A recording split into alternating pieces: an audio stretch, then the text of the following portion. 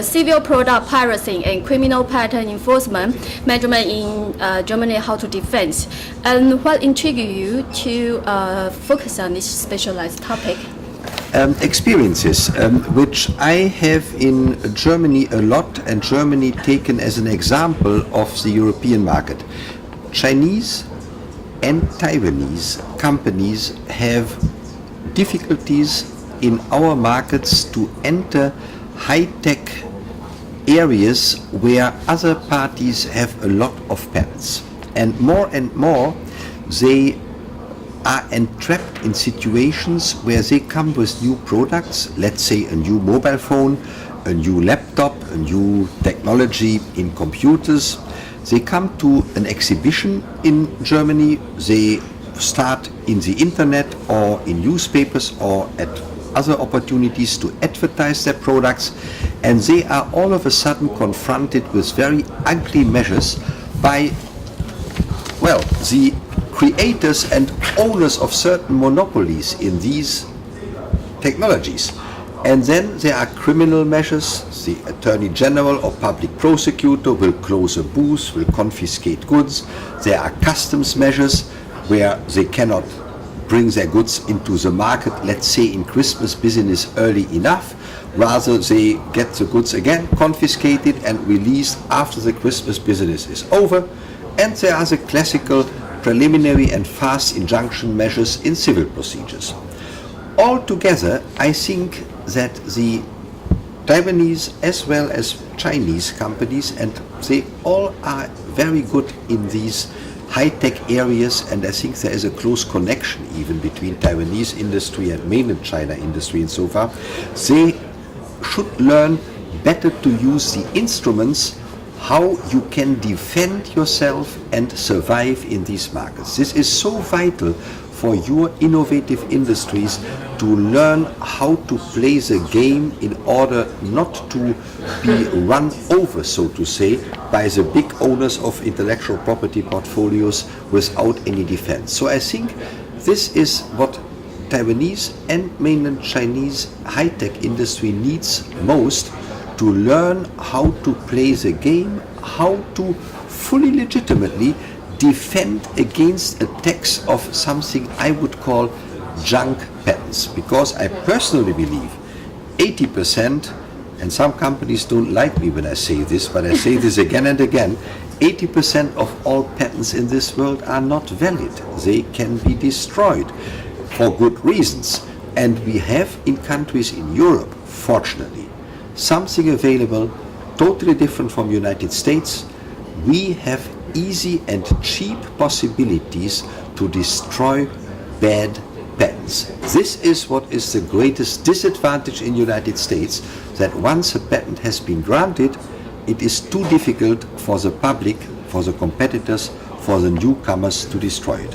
And this is why I would like to teach a little bit, or to tell the audience today here a little bit about this defensive measure, these defensive measures Taiwanese companies and Chinese companies should use in a much more intelligent way than it is still the case in order to survive in these markets. And the next question I would like to ask is, I heard a lot you rescue China and Taiwanese manufacturer in global exhibitions in Berlin, yes, in many places. Yes. Would you like to share some your practical experience for us? Yes, of course. I mean, my biggest experience in so far started in September 2008, I think. This was the big event. No, it was September 2009, when a lot of Chinese companies, I think 60 plus, who were at the famous IFA, which is the International Radio Exhibition in Berlin, and their booths, their exhibition sites were just raided by German police because in Germany the public prosecutor had obtained a order by a judge in Berlin that these goods, which were allegedly patent infringing, should all be removed from the exhibition. And a public prosecutor in Germany and also a criminal judge has no clue of what patent infringement is and patent infringement means.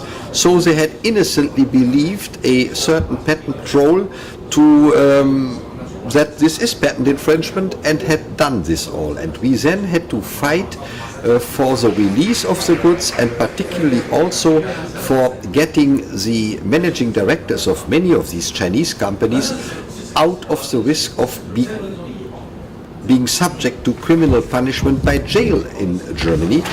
We could do this, and we have then developed a certain mechanism which has found a lot of already attention in mainland China, how you should behave before you go into such an exhibition. But this was the most dramatic one, the International Radio Exhibition in Berlin. And this was in all the press all over the place. And the Chinese companies in China, they are now following our procedures, I think, which we have suggested a lot.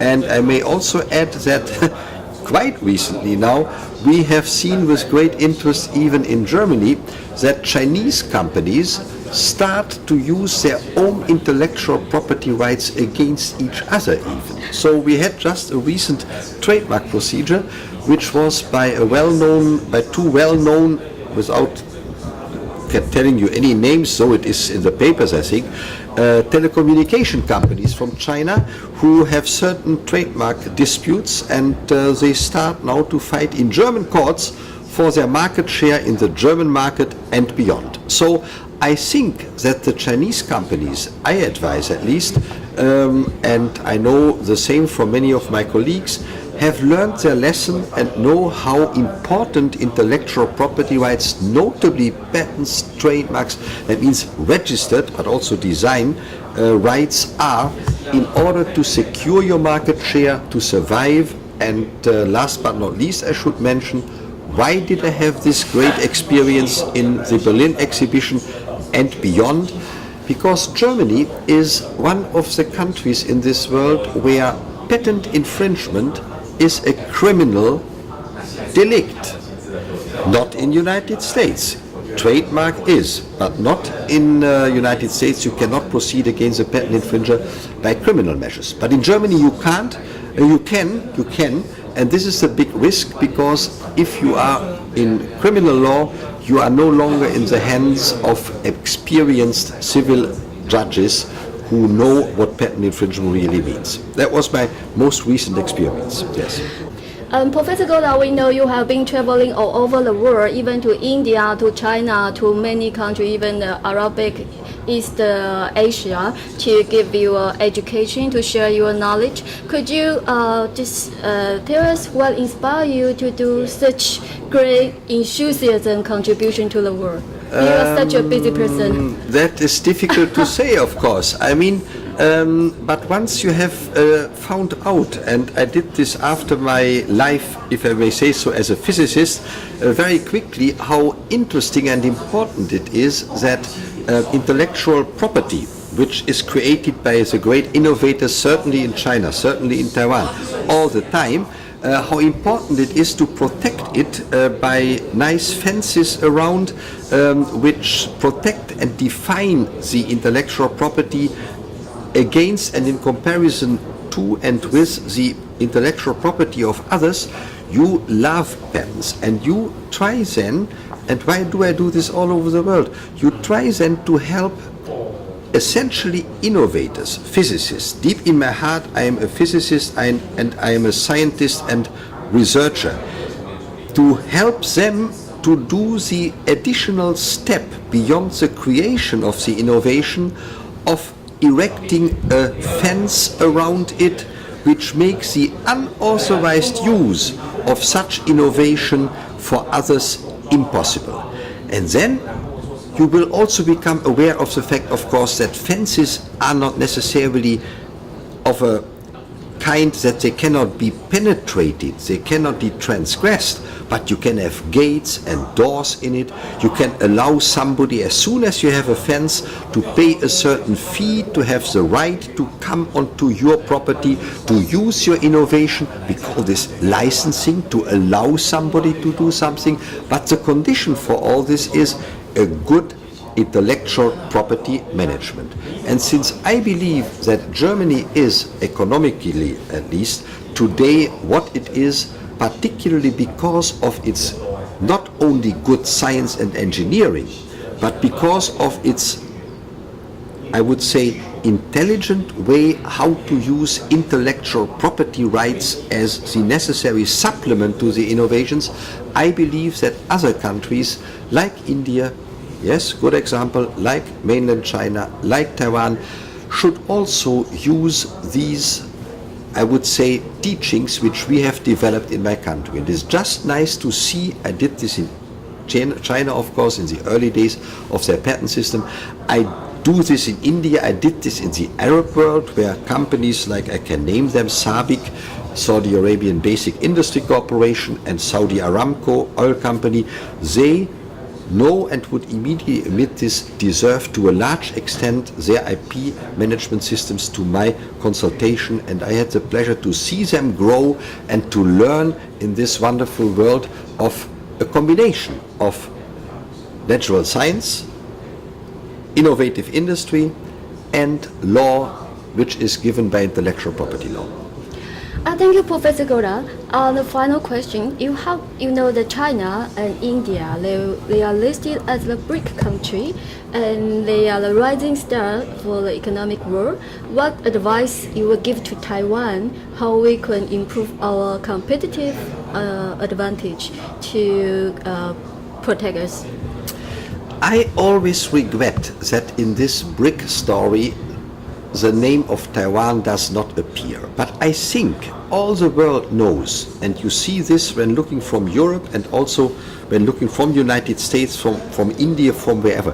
When you look at China, when Indian industry, and I know some of the big industry conglomerates very well there, when they look at China, they mean always China including its powerhouse in innovation, namely Taiwan. So Taiwan is included in this view the world has of China. Of course they know Taiwan is independent, Taiwan is a separate entity, but on an economical scale it is the innovative powerhouse for China. China is the market, Taiwan is the driving innovative power behind it. So I would say when you say BRIC, you should better say BRIC, and you in brackets then including Taiwan, for this purpose, not in a political sense, but for this purpose really. So Taiwan, I think, does the excellent job nowadays. You see this when you go to Guangdong province, when you go to other places in China. The most modern factories, innovation centers in China are at least influenced by Taiwan, if not even owned in a capital sense to a certain extent by Taiwanese industry. So I think to behave like this, to be the creative power behind the giant industry machine of China, is the best thing Taiwan can do. And I think whenever Taiwan and China join forces, even in the intellectual property world, when you talk about should we have a TRIPS plus in WTO negotiations, etc., the interests of China and Taiwan are identical nearly. And whenever they join forces, their voice has much more weight, of course. For a rather small, politically small country like Taiwan, it is difficult to make its voice heard. There they are in a situation maybe where countries like Jordan, smaller Arab countries are, but when they join forces with China, having the common interests with them, and India of course nowadays, they can move a lot to get further steps into a world where not only the interest of the main exporting nations of the past, maybe still of the present, like United States, like the European countries, are heard, that their interests build a more solid block onto which further future developments can also be built in the world intellectual property systems. Okay. Thank you, Professor Goddar. It's our great honor to have Professor Goddar today here to National University to give us this annual lecture. We hope you'll come here more, and thank you again for your coming, your excellent speech and your master expertise. Thank you very much. I feel honored, and I will do my best to fulfill my future teaching obligations here. Thank you so much. Thank you. Yeah.